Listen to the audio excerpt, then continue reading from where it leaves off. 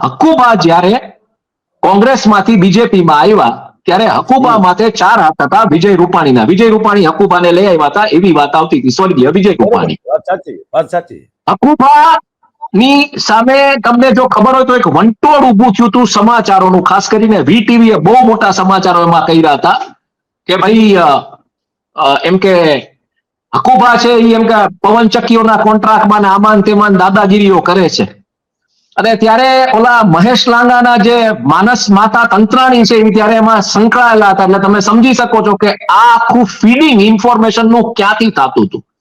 હજી મયુર આપણે જે આ ચાલુ કર્યું છે ને આ વાત કરવાનું, હજી આપણે એક વોર હજી ફાઇટ કરવાની આવશે.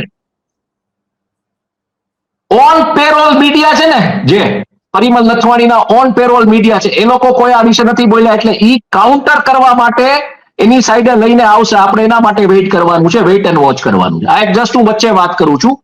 પણ ત્યારે હકુબાનું બીજા શું કરે છે શું નહીં મને કોઈ રસ નથી. ના એટલે આપણે ચર્ચાના ભાગરૂપે આ વાત કરીએ છીએ કે હજી ઈ મીડિયાને ફીડ કરવામાં આવી રહ્યું છે. મારી પાસે ચોક્કસ ઇન્ફોર્મેશન જેટલે હું તમને કહું છું. એટલે ઈ મીડિયા હજી આવશે, એટલે આમાં હજી ઘણું બધું થશે. એટલે હકુબાના સંદર્ભે પાછા આપણે આવીએ. પછી તમને ખબર હોય તો એ શું કામ થયું હતું, જયારે જાણવાનો મેં પ્રયત્ન કર્યો કે સડનલી, કારણ કે એક જમાનામાં તમને ખબર હોય તો વિક્રમ બાડમ ઉપર સ્ટિંગ ઓપરેશન થયું હતું